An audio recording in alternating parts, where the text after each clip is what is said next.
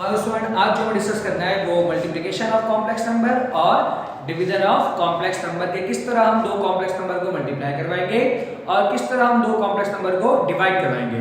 तो ये पढ़ाने का मकसद ये है कि अगर आप फार्मूला भूल जाओ एग्जाम में तो आप आसानी इसको क्या करो, इस तरह से ऑपरेट करके आप मल्टीप्लाई वाला काम कर सकते हो कि फार्मूला किस तरह बनता है मल्टीप्लिकेशन का। तो इसके मैंने क्या किया आपके सामने कि दो कॉम्प्लेक्स नंबर लिया है a, b और मल्टीप्लाई बाय c, d। आपको ये पता है कि a, b को मैं लिख सकता हूँ कैसे, a प्लस आयोटा b और c, d को मैं कैसे लिख सकता हूँ c प्लस आयोटा d। अब बारी है इसकी मल्टीप्लिकेशन की, तो मैं क्या करूंगा, a को c से मल्टीप्लाई करवाया ac, इसी तरह से a जब d से मल्टीप्लाई होगा तो आयोटा ad, देन जब आयोटा bc से मल्टीप्लाई होगा तो आयोटा bc और आयोटा क्या होंगे, आयोटा स्क्वायर और bd। वैसे मल्टीप्लिकेशन तो आपको इजीली आती होगी क्लास, तो बेहतर ये है कि आप उसको देखें। इसके बाद ac आपको दिख रहा है कि इन दोनों टर्म में आयोटा कॉमन है, तो मैंने क्या किया, इन दोनों टर्म में आयोटा कॉमन निकाल लिया और देन आयोटा स्क्वायर, मैं लास्ट लेक्चर में बताया था कि आयोटा स्क्वायर किसके बराबर होते हैं, -1 के। तो इस आयोटा स्क्वायर के अल्टरनेट में क्या लिख सकता हूं, -1 bd। अब हमारा टारगेट ये है कि रियल पार्ट को एक तरफ करना और इमेजिनरी पार्ट को एक तरफ करना। तो ये ac और bd इसके साथ आयोटा नहीं है, तो मैं क्या करूंगा, इस ac माइनस bd को एक साथ लिखूंगा और ab प्लस bc को बाद में, क्योंकि हम जानते हैं जब मैं इसको ऑर्डर पेयर में कन्वर्ट करूंगा तो कॉमा से पहले क्या आएगा, मेरा रियल पार्ट और कॉमा के बाद क्या आएगा, इमेजिनरी पार्ट। तो ये मेरा क्या होगा, कॉमा से पहले रियल पार्ट और कॉमा के बाद इमेजिनरी पार्ट। तो इसके मुताबिक मैं कह सकता हूं कि a, b multiply by c, d किसके बराबर है, ac minus bd ad plus bc।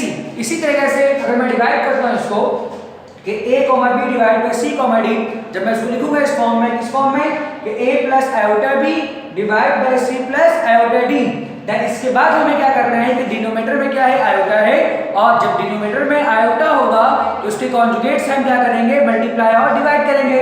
तो हमें दिख रहा है कि c प्लस आयोटा d का कॉन्जुगेट क्या होगा, c माइनस आयोटा d, क्योंकि मैंने बताया था कि जो हमारा इमेजिनरी पार्ट होता है उसके साइन को हम क्या करते हैं, चेंज करते हैं। Then multiply and divide c minus iota d upon c minus iota d। अब आप जानते हो मल्टीप्लिकेशन में अपर पार्ट से मल्टीप्लाई होता है और लोअर पार्ट से मल्टीप्लाई होगा।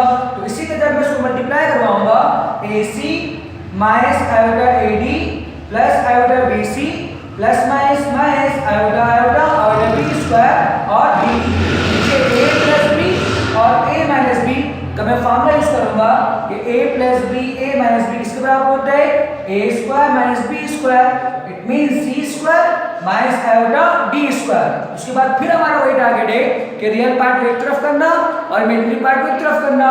तो ac plus iota bc minus iota d, मैंने क्या किया है कि माइनस वाले को बाद में लिखा है और प्लस वाले को पहले लिखा है आसानी के लिए।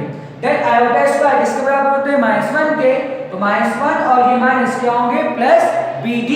उसके बाद ac प्लस bd को एक साथ लिखा है और देन इन दोनों टर्म में आयोटा कॉमन है, तो मैंने क्या किया है, आयोटा कॉमन निकाल लिया है। देन और प्लस मैंने क्या किया है, एलसीएम ब्रेक कर दिया है कि c square plus d square को रियल पार्ट के साथ भी लिखा हो और c square plus d square को मैं इमेजिनरी पार्ट के साथ भी लिखा हो।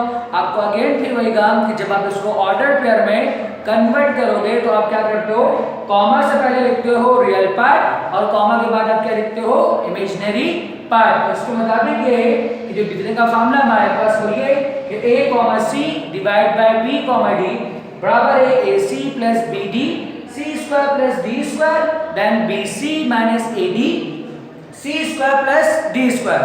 उम्मीद करता हूं स्टूडेंट को आपके लिए काफी आसानी होगी कि आप इसको बआसानी ऑपरेट कर सकते हैं। वीडियो देखने के लिए शुक्रिया, अल्लाह हाफ़िज़।